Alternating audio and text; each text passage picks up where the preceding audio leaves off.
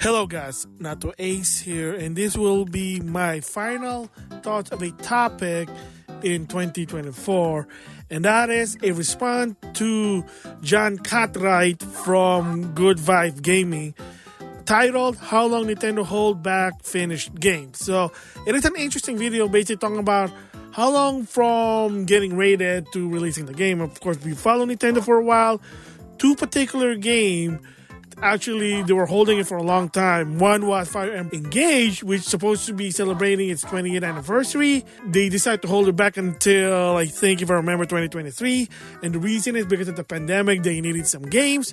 And another one is Advanced War Reboot 1 and 2, due to the in real life situation, if you know what happened to that one in 2022.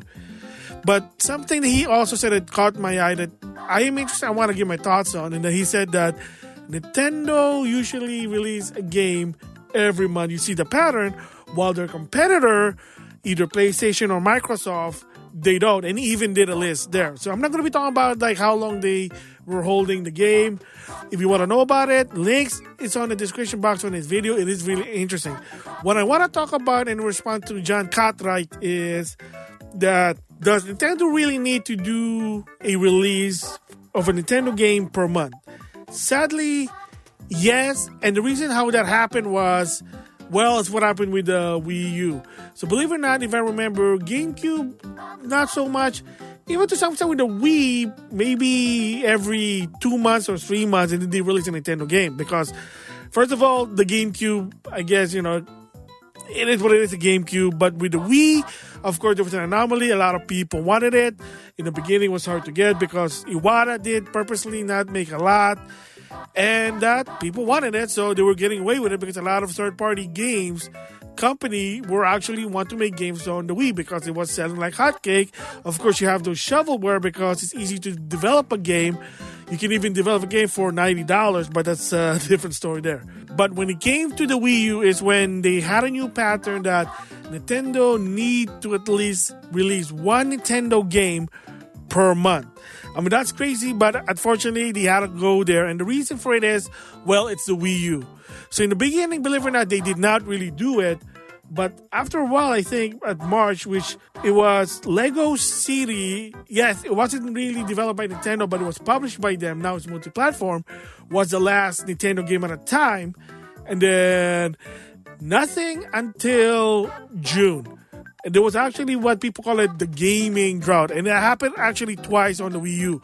There was a point, believe it or not, in 2013 that whether it's Nintendo or third-party company did not release a game. Like there was actually no game on the Wii U. So if you bought the Wii U at launch and you need some games, you're not going to get any games between March to June because they didn't.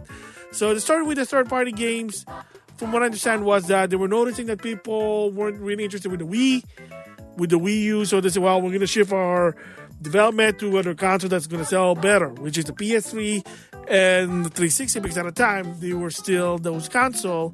Not until, of course, 2014 with the PlayStation 4. So in 2012, the Wii was released. They had at least a year to prove why Wii U. They didn't. And the worst part was there was no Nintendo game. And at the time, for people who don't know what happened, was when the first time they were going to HD, they really admitted, a lot of the developers from Nintendo, especially internally, found out the hard way that developing games in HD was very difficult. They didn't know it was going to take more time. And they screwed up. There were a lot of delay. Pikmin 3 was delayed. Game & Warrior, I think, was delayed. Luigi U, believe it or not, got delayed. It was supposed to be like February, and then they pushed it to June. A lot of their first-party game were delayed. And then after a while, when they finally released them, the damage was already been done, and people don't give a shit about the Wii U. And then in a financial report, they were losing money.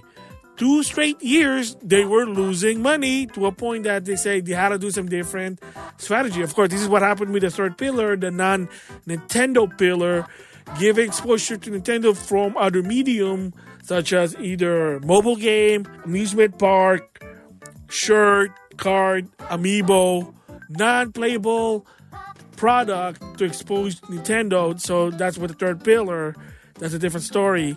But that's what happened. And at the same time, that's when they started to do a new pattern that moving forward, they have to release at least one Nintendo game per month. And they've been doing that even as of right now with the Switch. I mean, granted, they're in a transition. There is going to be one in January, which is Donkey Kong Country Return HD. And then in March, Xenoblade Chronicles X Definitive Edition. So once in a while, they'll skip a month. But to some extent, that they can't afford more than 2 months. So every month, once in a while, every other month. But if they skip like 2 months, then that's going to be a problem for them. Because again, even with the Switch, there is third-party support now. You kind of still see that there's still some of the games that are not on the Switch because of underpower. It's going to be different with the Switch 2. Well, that's a different story there. So, yeah. So that's when the pattern now, they have to do a Nintendo game. So do they have to do it? Definitely not. My thoughts about it. Is it important for them? Definitely, because again, you need to have that Nintendo exposure, especially with the casual. The hardcore, it doesn't matter because there's already a lot of Nintendo games and there's third-party support. It doesn't matter. But for the casual, you might say, oh, I want just to play my Nintendo games. They have to do that now. If they don't, they might be falling behind. It is unfortunate, definitely, because again, they kind of screwed up with the Wii U to a point that, yeah, we need to basically expose the consumer our first-party game. So that's the reason why. I mean, how come not with PlayStation or Microsoft? Because they got third-party support. And believe it or not, Sony definitely has lots of third-party support.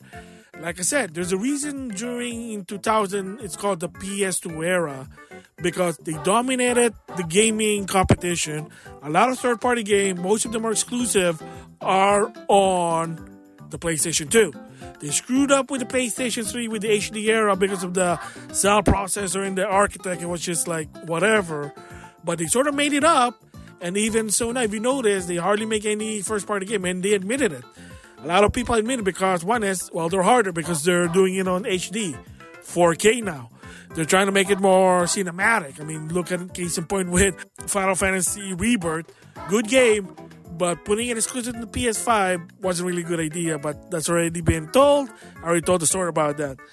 So in the case with those consoles, you got a lot of third-party support. Same goes with Steam to some extent, if you want that also count. But with Nintendo, yeah, even so they have third-party support, they're old games to some extent. Yeah, granted the Switch effect, but I don't think that's really effective anymore.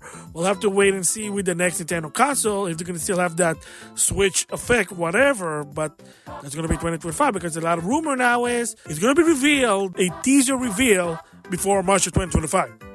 And I already said that it could be January. That's what it is. Nate the Hate basically heard the rumor was May they're going to do a presentation, and that's going to be during summer. June of 2025 is going to be the console release. Yeah, it makes sense. Summertime video game. Cool. But usually most of the time is fall because maybe I'm just OG because of new season shows, new events, yada, yada, yada. Maybe, like I said, it makes sense to be a Christmas gift in 2025. But again, it's up to Nintendo. Look what happened with the Switch. They released it in March of 2017 and it was it sold a lot. It wasn't even like sold out, but to some extent, it wasn't really hard to get. And at one point, I just said, I'll just get one. And it is what it is.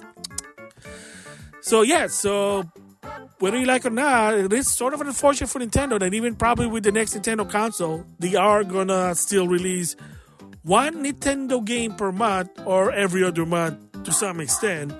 While with the case with Sony and Microsoft, even with their next console, portable, just even that rumor, but that's a different story, they kind of get away with it of not doing a first-party game. I mean, as of right now, Sony's not even doing any first-party game until past March of 2025.